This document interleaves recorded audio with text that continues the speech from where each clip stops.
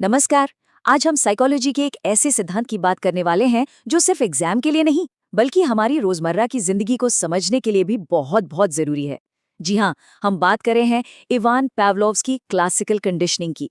मतलब वो साइंस जो ये बताता है कि हमारी कई आदतें और रिएक्शंस आखिर बनते कैसे हैं। चलिए, एक बहुत ही मजेदार सवाल से इसकी शुरुआत करते हैं। कभी सोचा है कि सड़क पर सिर्फ गोलगप्पे वाले की घंटी या उसकी आवाज सुनते ही मुंह में पानी क्यों आ जाता है? गोलगप्पे तो अभी दूर है, दिखे भी नहीं है, फिर भी ये रिएक्शन कैसे? लगता तो ये एक मामूली सा सवाल है, लेकिन इसके पीछे एक बहुत बड़ा वैज्ञानिक राज छिपा है। और इस राज को सुलझाने के लिए हमें एक सदी पीछे जाना होगा, जहां एक साइंटिस्ट कुत्तों पर एक बड़ा ही दिलचस्प एक्सपेरिमेंट कर रहे थे। तो मिलिए इवान पावलोव से। ये रूस के एक फिजियोलॉजिस्ट थे। और हाँ, एग्जाम के लिए ये बात गांठ बांध लीजिए कि वो साइकोलॉजिस्ट नहीं थे। उन्हें 1904 में जो नोबेल प्राइज मिला था, वो साइकोलॉजी के लिए नहीं बल्कि डाइजेस्टिव सिस्टम यानी पाचन तंत्र पर की गई उनकी रिसर्च के लिए था। और इसी रिसर्च के दौरान उन्होंने सीखने का ये अनोखा तरीका खोज निकाला, जिसे टाइप एस कंडीशनिंग भी कहा जाता है। तो अब देखते हैं पावलोव का वो फेमस एक्सपेरिमेंट जिसने गोलगप्पे वाले की घंटी और हमारे मुंह में आने वाले पानी के कनेक्शन को हमेशा हमेशा के लिए समझा दिया। ये पूरा एक्सपेरिमेंट 3 बहुत ही आसान स्टेप्स में हुआ। सबसे पहले कुत्ते को खाना दिखाया और जाहिर सी बात है उसके मुंह में लार आ गई। ये एक बिल्कुल नेचुरल रिएक्शन था।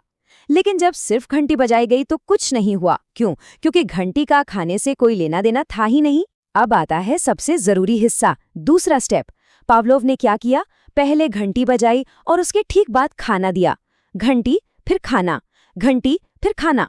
ये प्रोसेस कई बार दोहराया गया और फिर आया तीसरा स्टेप जिसने सबको हैरान कर दिया। अब पावलोव ने सिर्फ घंटी बजाई और खाना दिखाया भी नहीं, फिर भी कुत्ते के मुंह से लार टपकने लगी।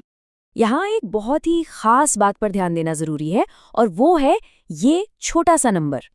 पावलोव ने ये पाया कि घंटी और खाने के बीच का ये कनेक्शन सबसे मजबूत तब बनता है जब दोनों के बीच सिर्फ आधे सेकंड का गैप हो। मतलब दिमाग को ये बात जोड़ने के लिए कि घंटी का मतलब खाना है, इतना कम समय सबसे बेस्ट होता है। ये सवाल एग्जाम में अक्सर पूछा जाता है। अच्छा, अब इस एक्सपेरिमेंट को ठीक से समझने के लिए हमें 4 टेक्निकल शब्द समझने होंगे। अरे घबराइए नहीं, ये इस पूरी थ्योरी की ABCD हैं। एक बार ये समझ आ गई तो पूरा कॉन्सेप्ट शीशे की तरह साफ हो जाएगा। सबसे पहला है UCS यानी अनकंडीशन्ड स्टिमुलस। भारी भरकम नाम है पर मतलब एकदम सिंपल है। नेचुरल ट्रिगर मतलब वो चीज जो बिना किसी ट्रेनिंग के अपने आप एक रिएक्शन पैदा कर दे। इस एक्सपेरिमेंट में ये क्या था? बिल्कुल सही, खाना। खाने को देखकर लार आना स्वाभाविक है। दूसरा है UCR यानी अनकंडीशनड रिस्पॉन्स। ये उस नेचुरल ट्रिगर पर होने वाला नेचुरल रिएक्शन है, जैसे खाने को देखकर कुत्ते के मुंह में लार आना।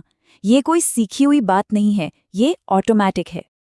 अब आते हैं असली खिलाड़ी पर, CS यानी कंडीशन्ड स्टिम्युलस। इसे कह सकते हैं सिखाया हुआ ट्रिगर। याद है एक्सपेरिमेंट की शुरुआत में घंटी का कोई मतलब नहीं था, वो न्यूट्रल थी। लेकिन बार बार खाने के साथ बजने पर घंटी ने एक नया मतलब सीख लिया। और आखिर में है CR यानी कंडीशनड रिस्पॉन्स। ये है सिखाया हुआ रिएक्शन।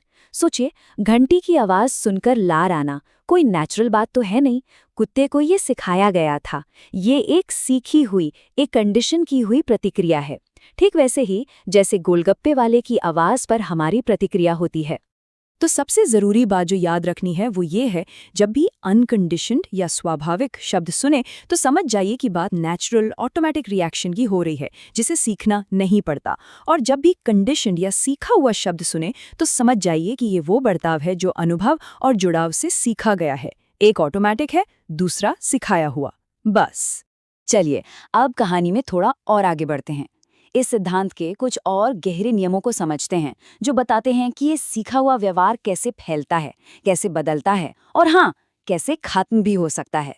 पहला नियम है जनरलाइजेशन यानी सामान्यीकरण। इसका मतलब है कि हमारा दिमाग मिलती जुलती चीजों को कई बार एक ही समझ लेता है। जैसे अगर कोई बच्चा एक सफेद खरगोश से डर जाए तो हो सकता है कि वो सफेद रुई या किसी की सफेद दाढ़ी देखकर भी डरने लगे। ऐसा क्यों? क्योंकि उसके दिमाग ने सफेद और मुलायम चीज को खतरे से जोड़ लिया है। और सामान्यकरण का ठीक उल्टा है डिस्क्रिमिनेशन, यानी विभेदन। इसमें दिमाग फर्क करना सीख जाता है। जैसे कुत्ता धीरे धीरे ये समझ जाएगा कि खाना सिर्फ एक खास तरह की घंटी बजने पर ही मिलता है, दरवाजे की घंटी या साइकिल की घंटी बजने पर नहीं। वो अलग अलग आवाजों में फर्क करना सीख जाता है। बाकी 2 नियम हैं, एक्सटिंक्शन और स्पॉन्टेनियस रिकवरी। सोचिए, अगर पावलोव बार बार सिर्फ घंटी बजाते लेकिन खाना कभी न देते तो क्या होता? धीरे धीरे कुत्ते की लार आना बंद हो जाती। इस सीखे हुए व्यवहार के मिट जाने को ही एक्सटिंक्शन या विलोपन कहते हैं। पर मजे की बात यह है कि कुछ दिन के ब्रेक के बाद अगर अचानक से वही घंटी बजाई जाए तो लार वाली प्रतिक्रिया हल्की सी वापस आ सकती है। इसी को कहते हैं स्पॉन्टेनियस रिकवरी।